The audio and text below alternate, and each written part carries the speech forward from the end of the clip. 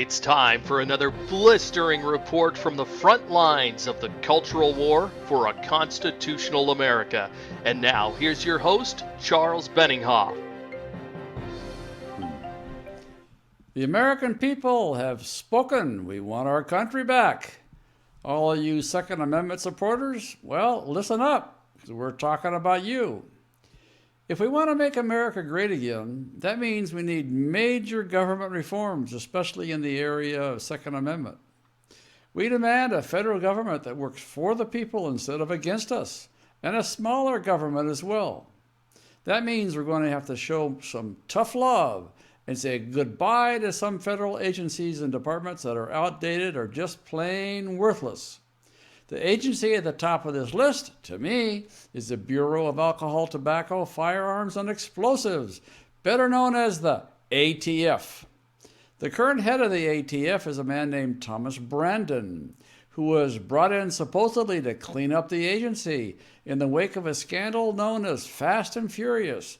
If you don't remember that, well, I'll talk about it today to bring it back up to date.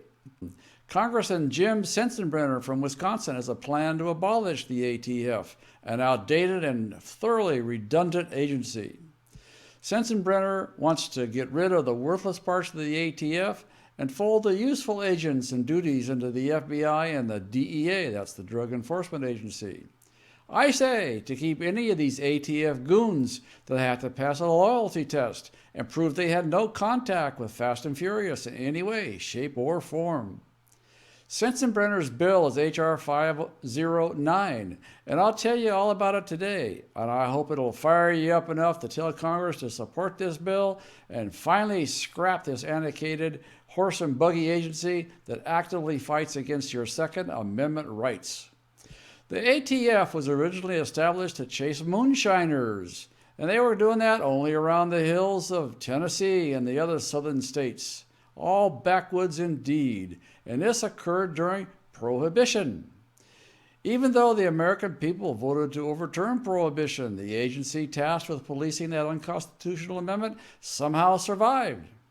And it's still sticking around today. And despite a false narrative today on TV with programs like Moonshiners, there's no viable threat to a $5 drugstore vodka we're spending tens of millions of dollars on to suppress. You can go down to the corner drugstore and get a pint or a fifth of vodka for $5 or $6. So why would you go around the corner and commit a crime to buy moonshine? Just doesn't make sense. This is government run amok. And if you think I'm kidding about moonshining, listen to this. In 2009, the ATF finally arrested the notorious moonshiner Popcorn Sutton in Tennessee. Sutton was charged with brewing 300 gallons of moonshine. So based on current alcohol taxes, the federal government lost about $1,500 in tax revenue due to Popcorn's illegal moonshining operation.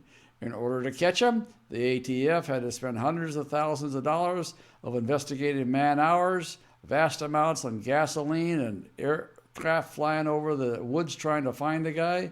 They used sophisticated computer programs and drones and airplanes and all sorts of spies. And so how much did it cost the taxpayer? Well, it had to be hundreds of thousands of dollars, all to recover $1,500. And the end was a result that Popcorn Sutton committed suicide rather than having to serve at his ripe old age of almost 80 an 18-month sentence. At his advanced age, it would have been a death sentence anyway, especially what goes on inside of our prisons. An elderly American is dead, and hundreds of thousands, if not millions, of taxpayer dollars were spent, all to recover a lousy $1,500. But that's not even close to being the worst of the crimes committed against the American people by the ATF.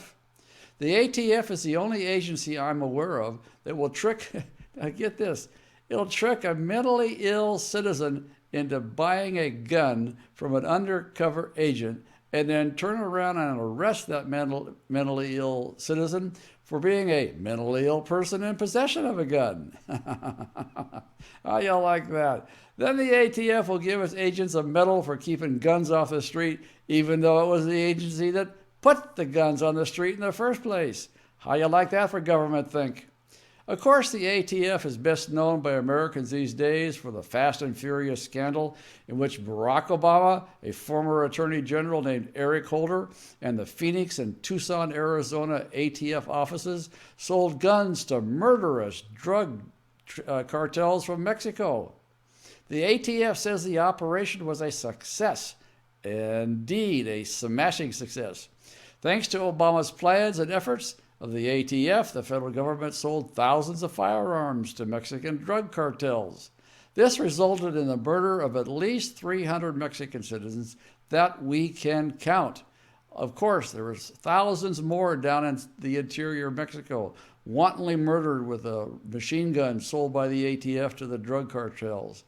And according to Congressman Darrell Issa, at least 2 American federal officers, including Border Agent Brian Terry, were also killed.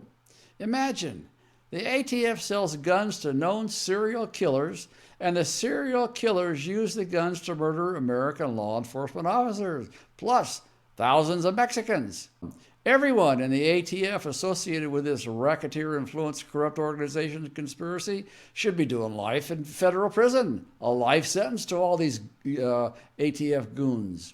Those guns have turned up at crime scenes all along our southern border as well. Even drug kingpin El Chapo Guzman had a .50 caliber Fast and Furious sniper rifle in his hideout when he was arrested a year ago. And those things go 2,000 meters. They can pick a fly off a wall at 2,000 meters. And the ATF sold this to the drug cartels. Can you just absolutely be more shocked? One of the jihadis who murdered 130 people at a Paris nightclub in 2015 had a Fast and Furious gun that he mowed down these French citizens with. And when 2 Muslim terrorists tried to assassinate Pamela Geller at an art show in Texas, also in 2015, one of the gunmen had a Fast and Furious firearm in his possession, thanks to the ATF. Do I need to continue this litany to show you what a corrupt bunch of bastards are in the ATF?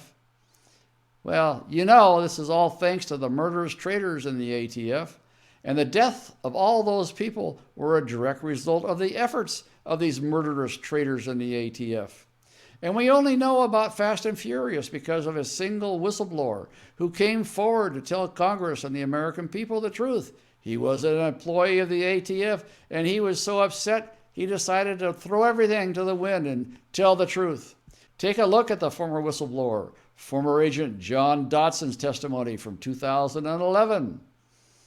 Although my instincts maybe want to intervene and interdict those weapons, my supervisors directed me and my colleagues not to make any stop or arrest, but rather to keep him under surveillance while allowing the guns to walk. Surveillance operations like these were the rules. They were not the exceptions. Eric Holder and Barack Obama never faced justice for these murders that were carried out by Fast and Furious weapons that they authorized. A few of the higher-ups in the ATF lost their job, and then Obama put Thomas Brandon in charge of the agency. So what did Thomas Brandon do in his career prior to that? He was the ATF special agent in charge of the offices in Phoenix. You know, it just can't get any more bizarre under the Democrats than Obama. Brandon worked in the field office in charge of Fast and Furious, and then he was promoted by Obama when the scandal broke. Doesn't that sound fishy to you? Like a cover-up? I think it is a cover-up, or it was a cover-up. They tried to make it into a cover-up. Let's uncover it. And what has Thomas Brandon and the ATF been up to since then? We have a 2015 report from the Inspector General at the Justice Department, which showed that the ATF established 53 fake gun stores in cities across the country. These were alleged sting operations where the ATF claimed it was going to catch gun traffickers and drug dealers.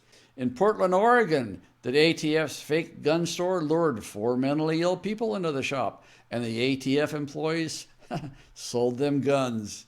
Then they arrested the men for the crime of being mentally ill people and possession of firearms. The ATF's firearms that were just sold to the hapless souls by those very same ATF gun store clerks. The store confiscated 80 firearms during its existence, but none of those firearms was ever used in any known crime. which means that the confiscated guns were owned by American law-abiding citizens, none of whom had ever committed a crime. Because it was a sting operation, the ATF put the word on the street that they were ready to sell guns and drugs to anyone with cash. And one ATF gun store and illegal drug sales outlet was set up directly across the street from a middle school. When Thomas Brandon was called on the carpet by Congress to explain why the ATF was selling guns and dealing drugs across the street from a school, well, he called the operation, and I quote, a mistake, close quote. So the special agent in charge of the Phoenix AT office, which hatched the Fast and Furious plot, is now the director of the ATF, and he sells guns and drugs to mentally ill people across the street from schools. That this hasn't worked out to another jihadi massacre here in the United States is solely due to God watching over America. He certainly didn't do that in Paris, France. Why does this agency still exist? The FBI can handle gun crimes and domestic terrorism, and typically they do a pretty good job.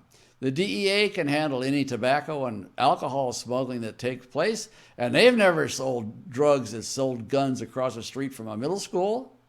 But again, I allege vodka and other spirits are now so cheap, so readily available, there's no longer any viable threat of illegal selling of alcohol worth the tens of millions of dollars the ATF spends on this wasted effort.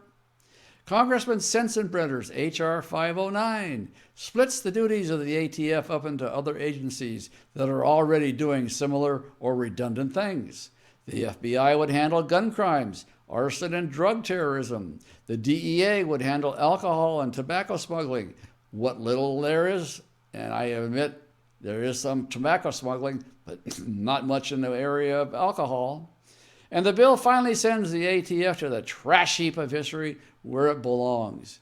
It won't be easy convincing Congress to kill off a federal agency, even one as outdated, worthless, crooked, and evil as the ATF.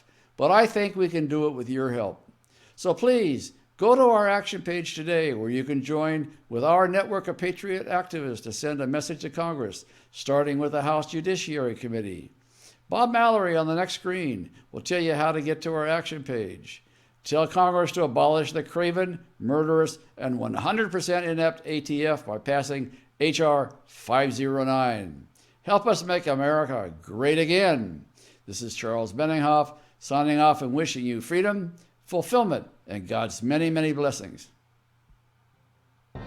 Tell Congress to support and pass the ATF Elimination Act today. If you're watching this on our action page, use the form next to the video screen to select a program. If you're watching this on YouTube or Facebook, click the icon appearing now to find the link to our action page, or check the video's description to find the link.